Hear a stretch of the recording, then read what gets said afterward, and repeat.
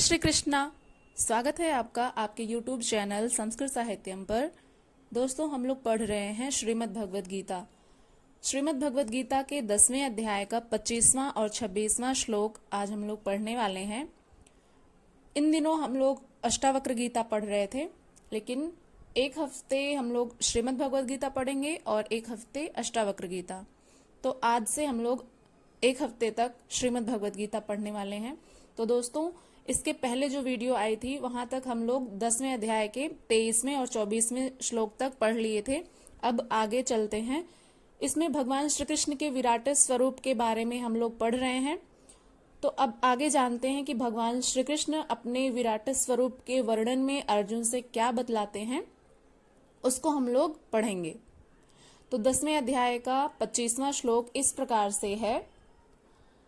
महर्षीणां भृगुरहं गिरामस्मेकमक्षरम् यज्ञानां जपयज्ञोऽस्मि स्थावराणां हिमालयः।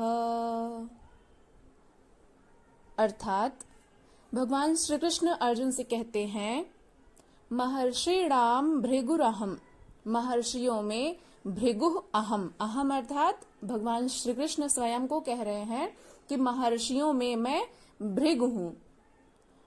गिराम्यस्मम् एकम अक्षरम, गिराम अर्थात वाणियों में एक अक्षर ओंकार हूं। ओंकार जो कि ब्रह्म का परिचायक है। और यज्ञानाम जप यज्ञोस्मि स्थावराणाम हिमालयः, यज्ञानाम अर्थात यज्ञों में जितने भी प्रकार के यज्ञ होते हैं उन यज्ञों में मैं जप यज्ञ हूं। स्थावराणाम हिमालयः अर्थात स्थावराणाम, स्थावर जो स्थित है, जो स्थिर रहता है, चंचल नहीं है, ऐसे पर्वतों में जो स्थावराणाम हिमालयः अर्थात जो चलता नहीं है, स्थिर है एक जगह, उनमें मैं हिमालय हूं, हिमालय पर्वत। तो यहाँ पर भगवान श्री कृष्ण यह बता रहे हैं कि मैं सर्वत्र व्याप्त हूँ। और वे अब कहाँ कहाँ हैं, इन जगहों का वर्णन कर रहे हैं भगवान श्री कृष्ण। वे कहते हैं कि मैं महर्षियों में भृगु हूँ, शब्दों में एक अक्षर ओंकार जो कि ब्रह्म का परिचायक है, वह ओंकार भी मैं ही हूँ। सब प्रकार के जो यज्ञ होते हैं उनमें मैं जप यज्ञ हूँ। और स्थिर रहने वाले हिमालय में, स्थिर रहने वाले जो पर्वत हैं उनमें मैं हिमालय पर्वत हूं। तो आप लोगों ने जाना दोस्तों कि जो यज्ञ होता है, यज्ञ में परम प्रवेश दिला देने वाली जो आराधना के विधि विशेष का चित्रण किया गया है। इसका सारांश है कि स्वरूप का स्मरण करो और नाम का जप करो। यानी भगवान नाम का जो आप चिंतन करते हैं, और एक तो पहले भगवान का स्मरण करिए, उनके स्वरूप को अपने ध्यान में लेकर आइए और फिर उनके नाम का गुणगान करिए, उनके नाम का जप करिए। और दो वाणियों से पार हो जाने पर नाम जब यज्ञ की श्रेणी में आता है तो वाणी से नहीं जपा जाता, ना चिंतन से जपा जाता है, ना ही कंठ से, बल्कि वह श्वास में जागृत हो जाता है। कहते हैं ना कि जब धीरे धीरे करने से, अभ्यास मात्र से ही आप भगवान में कब विलीन हो जाते हैं यह स्वयं आपको भी नहीं पता चलता। तो रोज रोज जो अभ्यास करते हैं हम लोग, तो भगवान का नाम लेने से, रोज रोज यदि आप भगवान का नाम लेते हैं, जप करते हैं, तो उससे ही आपके श्वास में वो नाम कब घटित हो जाएगा इसका भान आपको भी नहीं होगा। दोस्तों, जैसे आप लोगों ने अनुभव किया होगा, यदि आप किसी चीज को बार बार स्मरण कर रहे हैं तो आप किसी भी परिस्थिति में हो, वो ही व्यक्ति, वो ही वस्तु, वो ही भाव आपके मन में आ जाता है। जैसे आप किसी से प्रेम करते हैं, या फिर कोई आपका बहुत घनिष्ठ मित्र है, या फिर कोई आपका पारिवारिक जन है, आपके माता पिता हैं। जैसे बच्चों को चोट लगती है, या फिर हम सबको ही जब चोट लगती है तो सबसे पहला जो शब्द होता है वो माँ का होता है। तो इसी प्रकार से, तो क्योंकि माँ के आसपास हम लोग रहते हैं और माँ हमारे आसपास रहती हैं, तो माँ से बच्चों का जो जुड़ाव होता है वो बहुत अधिक होता है। तो इसलिए बच्चों के मुख से जो आवाज निकलती है चोट लगने के बाद वो माँ के लिए होती है। इसलिए जो व्यक्ति यदि संपूर्ण अपना भगवान को ही समर्पित कर दिया है, उन्हीं का नाम जप करता रहता है, किसी भी कार्य को करने से पूर्व भगवान का नाम लेता है, निरंतर उन्हीं का ही स्मरण करता रहता है, तो जाहिर सी बात है दोस्तों कि जब उसे चोट लगेगी या फिर जब वो प्रसन्न रहेगा, किसी भी परिस्थिति में हो, तो उसे भगवान का ही स्मरण आएगा। तो यहाँ पर एक लोगों ने सुना भी होगा, लोग कहते भी हैं कि जैसे जब अंत समय आता है तो उस समय जो आपके पूरे जीवन भर चल रहा होता है वही आपके अंत समय में आता है। तो जब आप पूरे जीवन भर भगवान का स्मरण करने का जो आपका अभ्यास रहता है, उसके ही द्वारा आपको, उसी के कारण आपको अंत समय में भगवान का स्मरण आता है। तो यह कह सकते हैं कि अंत काल में वही भगवान का स्मरण कर सकता है जिसने पूरे जीवन भर उसका अभ्यास किया हो। तो इसलिए वह आपके श्वास में वो भगवान नाम कब जागृत हो जाएगा, कब आपके श्वास में ही वो घुल जाएगा और उठते बैठते, सोते जागते, खाते पीते और पढ़ते लिखते, किसी भी अवस्था में आप हों, आपको भगवान का ही स्मरण हो आएगा। तो इसलिए यहाँ पर केवल सुरत को श्वास के पास लगाकर मन से अविरल चलना भर पड़ता है। यज्ञ की श्रेणी वाले नाम का उतार चढ़ाव श्वास पर निर्भर है, यह क्रियात्मक है। स्थिर रहने वालों में मैं हिमालय हूँ, शीतल, सम और अचल एकमात्र परमात्मा है। जब प्रलय हुआ तब मन उसी शिखर में बंध गया। अचल, सम और शांत ब्रह्म का प्रलय नहीं होता, उस ब्रह्म की पकड़ में मैं हूं। अब अगले श्लोक की तरफ बढ़ते हैं। अगला जो श्लोक है वो है गीता के 10वें अध्याय का 26वां श्लोक, जिसमें भगवान श्री कृष्ण अपने ही विराट स्वरूप का वर्णन करते हुए अर्जुन से क्या कहते हैं। अश्वत्थः सर्ववृक्षाणां देवर्षीणां च नारदः गंधर्वाणां चित्ररथः सिद्धानां कपिलो मुनिः। अर्थात भगवान श्री कृष्ण कहते हैं, अश्वत्थः सर्व वृक्षाणाम, मैं सब वृक्षों में पीपल का वृक्ष हूं। देवर्षीणाम च नारदः, देवर्षियों में मैं नारद मुनि हूं। दोस्तों, भगवान श्री कृष्ण का ही एक अवतार देवर्षि नारद का है।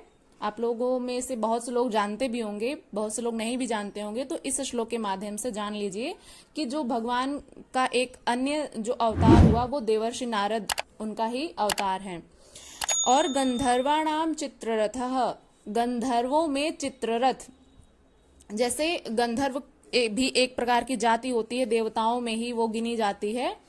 तो गंधर्वों में भगवान श्री कृष्ण कहते हैं कि जो चित्ररथ नाम के गंधर्व हैं वे भी वो मैं हूं, यानी वो मेरा ही स्वरूप है। और सिद्धानाम कपिलो मुनि, सिद्धों में जो सिद्ध हो चुके हैं मुनि, जो मुनि सिद्ध हैं अपनी तपस्या के द्वारा, अपनी योग साधना के द्वारा, उनमें मैं कपिल मुनि हूं। कपिल मुनि और पीपल का वृक्ष नारद मुनि और गंधर्वों में चित्ररथ। तो इस प्रकार से भगवान श्री कृष्ण बताते हैं कि सब वृक्षों में मैं अश्वत्थ हूं, यानी अश्वः, कल तक भी जिसके रहने की गारंटी नहीं दी जा सकती। अश्वत्थः अर्थात ऐसा ऊर्ध्व मूल मधः शाखम अश्वत्थम, ऊपर परमात्मा जिसका मूल है, नीचे प्रकृति जिसकी शाखाएं हैं, ऐसा संसार ही एक वृक्ष है जिसे पीपल की संज्ञा दी गई है। ऊर्ध्व मूल मधः शाखम अश्वत्थम, ऊर्ध्व मूल मधः जिसका ऊपर परमात्मा जिसका मूल है, नीचे प्रकृति जिसकी शाखाएं हैं। अब दोस्तों, जैसे एक वृक्ष को अपने मस्तिष्क में लेकर आइए, उसकी जो शाखाएं होती हैं वो ऊपर होती हैं और उसका जो जड़ होता है, जो मूल होता है, वो धरती पर होता है, धरती के भीतर होता है उसका जो जड़ होता है। लेकिन यहाँ पर जो पीपल का वृक्ष आप लोगों ने देखा होगा, जो वट वृक्ष होता है, उसकी जो जड़ें होती हैं वो ऊपर से लटक रही होती हैं और जमीन पर आकर के लगती हैं। तो इसी प्रकार से उसी का पीपल वृक्ष का उदाहरण क्यों दिए भगवान कि उसका आप वर्णन सुनिए। जो पीपल का वृक्ष होता है, ऊर्ध्व मूल मधः शाखम, ऊर्ध्व मूल, उसका जो मूल होता है, उसका जो जड़ होता है वो ऊपर होता है अधः शाखम, उसकी जो शाखाएं होती हैं वो अधः होती हैं, नीचे होती हैं। अश्वत्थम, ऐसे वृक्ष को ही अश्वत्थ कहते हैं, यानी पीपल का वृक्ष कहते हैं।